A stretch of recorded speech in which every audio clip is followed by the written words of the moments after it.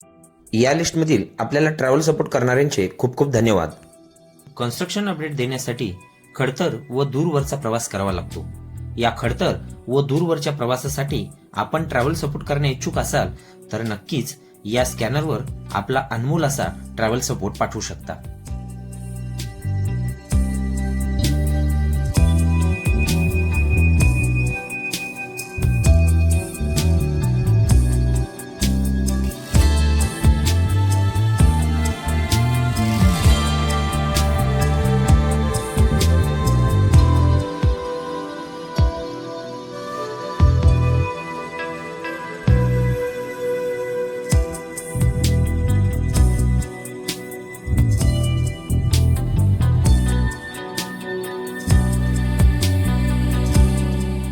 जालना नांदेड द्रुतगती महामार्ग किंवा समृद्धी महामार्ग 2 179 किलोमीटर लांबीचा हा मराठवाड्यातील महत्वाच्या म्हणजेच जालना, परभणी आणि नांदेड यासारख्या शहरांना मुंबई नागपूर समृद्धी महामार्गाशी जोडणारा 6 पदरी ॲक्सेस कंट्रोल ग्रीनफील्ड एक्सप्रेसवे नव्याने निर्मिती होत आहे। सध्या जालना ते नांदेड दरम्यान अंतर 226 किलोमीटर इतके असून हे अंतर आता महामार्गाच्या निर्मितीनंतर 179 किलोमीटर पर्यंत येणार आहे। ट्रॅफिक मुक्त प्रवास व त्याचबरोबर प्रवासाला लागणारा वेळ सुद्धा कमी होणार आहे। 6 पॅकेज मध्ये होत असलेले हे काम 4 कंपन्यांपैकी कुठल्या कंपनीने कोणत्या पॅकेज मध्ये काम करण्यास प्राधान्य दिले आहे हे आपण चार्ट मध्ये पाहू शकतो। 3 जिल्ह्यांमध्ये होत असलेल्या या समृद्धी महामार्ग 2 चे काम मागील काही दिवसापूर्वी आपण आपल्या चॅनलवरती 2 जिल्ह्यातील म्हणजेच परभणी व नांदेड जिल्ह्यातील काम पाहिले आहे। ते व्हिडिओ जर पाहिले नसतील तर डिस्क्रिप्शन मध्ये त्या व्हिडिओची लिंक दिलेली आहे, आवर्जून ते दोनही व्हिडिओ नक्की पहा। तर बऱ्याच जणांना उत्कंठा लागली होती ती म्हणजेच तिसऱ्या जिल्हा म्हणजेच जालना जिल्ह्यामध्ये काम कधी सुरू होते आणि आता सांगायला आनंद होतो की जालना जिल्ह्यात देखील काम वेगाने सुरू झालेले आहेत। तर आज आपण या व्हिडिओमध्ये जालना जिल्ह्यातीलच पॅकेज 2 चे काम घेऊन आलेलो आहोत। चला तर मग मंडळी सुरुवात करूया आजच्या व्हिडिओला। मी गजानन चव्हाण आपल्या सर्वांचे Gajanan Chavan vlog YouTube channel वरती हार्दिक स्वागत करतो।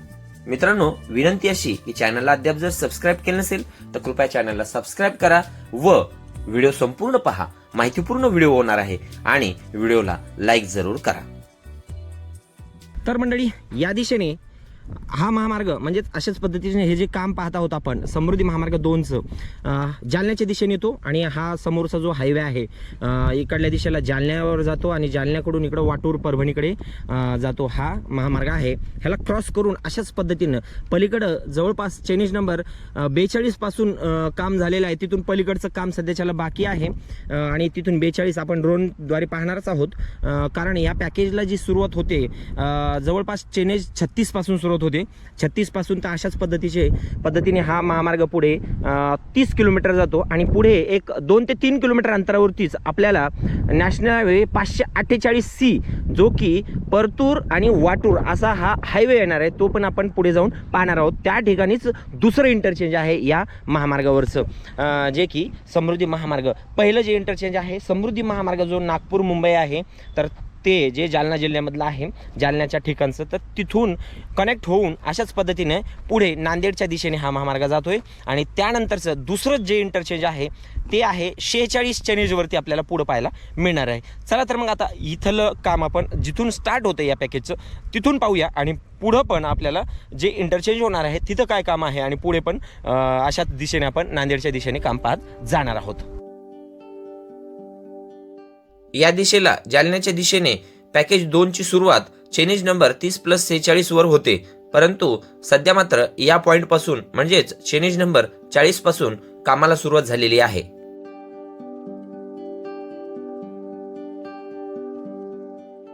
आता आपण इथूनच या पॅकेजचे नांदेडच्या दिशेने काम पाहूया।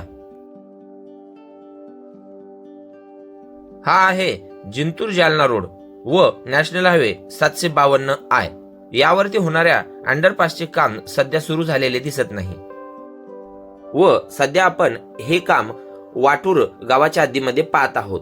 या दिशेला वाटूर हे गाव आहे। या पॅकेजचे काम AFCO इन्फ्राटेक ही कंपनी करत असून या पॅकेजचे काम काही महिन्यापूर्वीच सुरू झालेले असल्या कारणाने सध्या मात्र आपल्याला या पॅकेजमध्ये प्राथमिक लेवलचेच जसे की स्ट्रक्चर वर्क किंवा बेसमेंट वर्कचेच काम पाहायला मिळत आहे.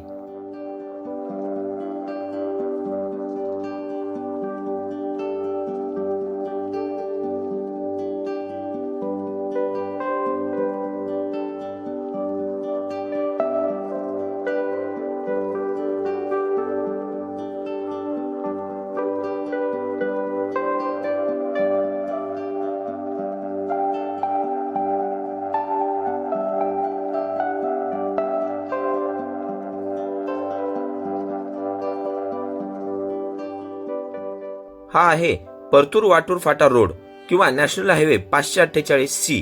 येथेच या पॅकेजचे पहिले इंटरचेंज व जालना नांदेड समृद्धी महामार्गावरील दुसरे इंटरचेंज होणार आहे.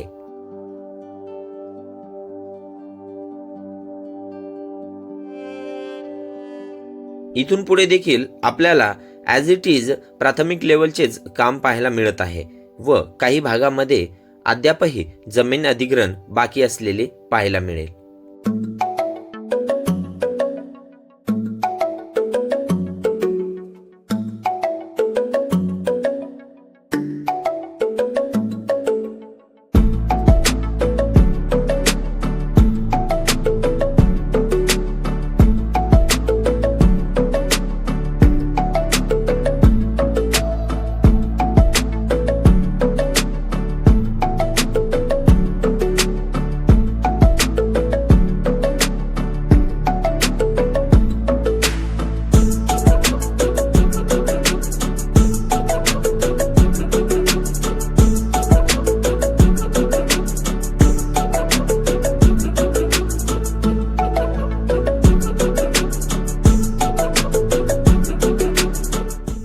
इथून पुढे पॅकेजच्या एंड पॉइंट पर्यंत म्हणजेच चेनेज नंबर 66+550 पर्यंत याच पद्धतीचे काम सुरू असलेले पाहायला मिळेल.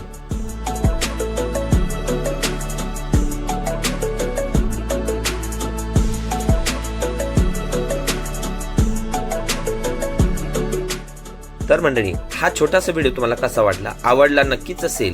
आवडला असेल तर या व्हिडिओला लाईक जर केलं नसेल अद्याप तर लाईक जरूर करा आणि अद्याप जर आपल्या चॅनलला सबस्क्राईब केलं नसेल तर सबस्क्राईब नक्की करा, कारण की अशाच पद्धतीची कामाची अपडेट देणारे व्हिडिओ आपल्या चॅनलवरती येत असतात.